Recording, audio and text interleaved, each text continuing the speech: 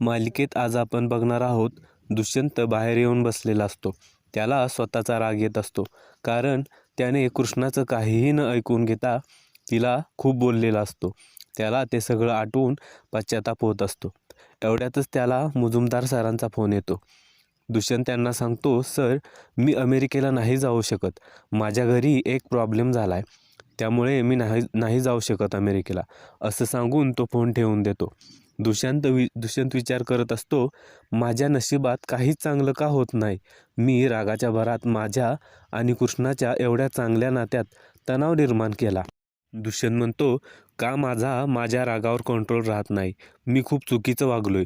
कृष्णाची बाजू ऐकून न घेता मी तिच्यावर खूप ओरडलोय. मला तिची माफी मागायला हवी. आता इकडे आढळराव बाळजाबाईकडे आलेले असतात. ते म्हणतात, काय गे बाळजा, अगं काय केलंस हे तू? तुझ्या डोसक्यात एवढा राग, एवढी आग भरली की तुला तुझं पोरगं दिसना झालंय का आता? त्याच्या स्वप्नांशी खेळायलीस का तू? बाळजाबाई म्हणते, आढळराव, डबल ढोलकी वाजवता की काय आता? बाहेर स्वतःच्या तोंडानं म्हणला की म्या पासपोर्ट जाळलाय, आणि आता इथं माझ्यावर आरोप करायलाय.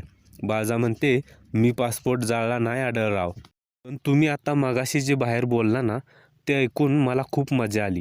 आता आढळराव म्हणतात, अगं नुसता खोटेपणा करती. दुष्यंतवर किती प्रेम आहे, किती जीव आहे हे नुसतं दाखवतीस. अगं जनाची नाही तर मनाची तरी लाज बाळग. बाळजाबाई म्हणते, आवाज वाढवायचा नाही, नाहीतर ह्यो आवाज कायमचा बंद करून टाकीन. बाळजाबाई आढळरावांना ढकलून देते आणि म्हणते, माझ्यासमोर आवाज वाढवायचा नाही आढळराव. आढळराव म्हणतात, अगं हितच फळं भोगशील आजवर केलेल्या पापाची. बाळजा म्हणते, फळं तर मी आत्ता भोगते. दुष्यंतच्या मनात तुमच्याविषयी इतक्या वर्षात राग कालवून मी सुखात राहते. आता इकडे कृष्णा किचनमध्ये पूजासाठी ज्यूस बनवत असते. तिच्या हाताला भाजलेला असल्यामुळे तिला मिक्सर नीट धरता येत नसतो. एवढ्यातच तिथं दुष्यंत येतो आणि तिला मदत करण्याचा प्रयत्न करतो. दुष्यंत कृष्णाची माफी मागण्यासाठी आलेला असतो, पण कृष्णा दुखावलेली असल्यामुळे ती दुष्यंतबरोबर बोलत नसते. ती दुष्यंतकडे साधं नीट बघतसुद्धा नसते. दुष्यंत कृष्णाचा हात हातात घेऊन तिला सॉरी म्हणतो, पण त्याच्या हातातून कृष्णा हात बाजूला घेते आणि साईडला जाऊन उभा राहते. दुष्यंत म्हणतो, कृष्णा पूजासाठी ज्यूस बनवत होती का गं? थांब, मी बनवतो ज्यूस. दुष्यंत कृष्णाकडे बघत बघत फळं कापत असतो, त्यामुळे त्याच्या बोटाला थोडासा चाकू लागतो. कृष्णा लगेच म्हणते, कुठं लागलं तुम्हासनी दुष्यंत सरकार, थांबा. कृष्णा दुष्यंतच्या बोटाला हळद लावते आणि पट्टी बांधते.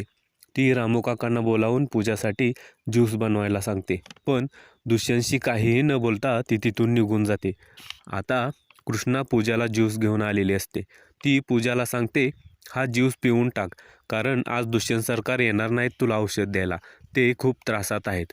आता दुष्यंत तिथे आलेला असतो. तो कृष्णाच्या हातातील ज्यूस घेतो आणि पूजाला देतो, पण कृष्णा तिथून परत एकदा दुष्यंतला काहीच न बोलता निघून जाते. ती दुष्यंतवर चिडलेली असते.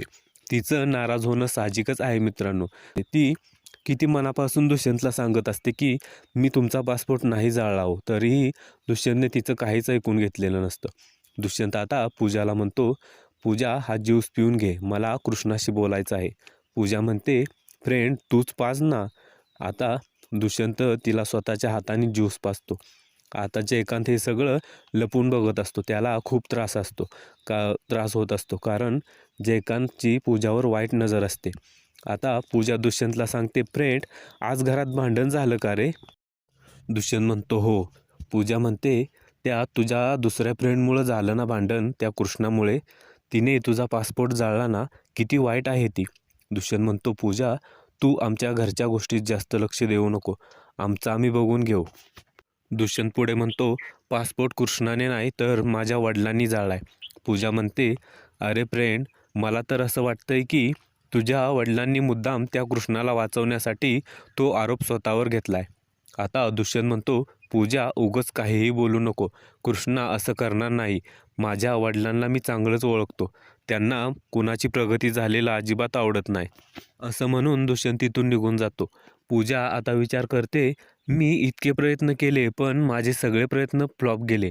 आज हा म्हातारा जर मध्ये आला नसता तर दुष्यंतने त्या कृष्णाला कधीच घरातून हाकलून दिले असते. दुष्यंत आता कृष्णाकडे येतो. कृष्णाने त्याच्यासाठी दूध आणलेलं असतं. दुष्यंत कृष्णाला म्हणतो, कृष्णा, रागावलीस का गं माझ्यावर? ये ना, आपण बसून बोलू. ते दोघं आता बेडवर बसतात. कृष्णा त्याच्याकडे बघत नसते. ती खूप नाराज झालेली असते. आता दुष्यंत तिचा हात पकडतो आणि तिचा हात भाजलेला असतो. त्या भाजलेल्या हातावर तो दुधाची साय लावत असतो आणि हळूच हातावर फुंकर मारत असतो. आता कृष्णा थोडीशी शांत झालेली असते. दुष्यंत म्हणतो, कृष्णा, मला खरंच माफ कर ग, आय एम सॉरी. मी तुझं काहीही ऐकून न घेता तुझ्यावर एवढं ओरडलो. त्यामुळे तुला खूप मोठी जखम झाली ग. ही तुझ्या हाताची जखम तर बरी होईल, पण मी तुझ्या मनावर जी जखम केली ना, ती बरी होणार नाही ग. कृष्णा म्हणते, दुष्यंत सरकार, तुमच्या बोटाला लागलेलं बरं झालं का? आता दुष्यंत म्हणतो, कृष्णा, एवढं कापलं नाही ग मला. खरं तर माझं बोटच कापायला पाहिजे होतं. कृष्णा म्हणते, दुष्यंत सरकार, अवक असं का बोलायलाय? दुष्यंत म्हणतो, हो कृष्णा, मी खूप वाईट वागलोय ग तुझ्याशी. मला असंच व्हायला पाहिजे होतं. आता कृष्णा म्हणते, दुष्यंत सरकार, तुम्ही माफी मागू नका. तुमची माफी तर म्या मागायला पाहिजे. खरं तर माझ्यामुळंच तुम्हाला त्रास झाला. मित्रांनो, खरं तर कृष्णा आणि दुष्यंतचं नातं घट्ट व्हावं यासाठी आढळरावांनी खूप मोठे प्रयत्न केलेत. त्यांनी स्वतःच्या मुलापुढे अपमानाने मान खाली झुकवली आणि स्वतःवर सगळे आरोप ओढवून घेतले. त्यामुळे दुष्यंतचा कृष्णावरचा विश्वास परत एकदा घट्ट झाला. कृष्णावर जे काही संकट येईल ते आता ते स्वतःवर ओढवून घेणार आहेत आणि इथून पुढं सदैव तिचं रक्षण करत राहणार आहेत. मित्रांनो, मालिकेचा पुढील भाग बघण्यासाठी आपल्या चॅनलला सबस्क्राईब करून ठेवा. धन्यवाद.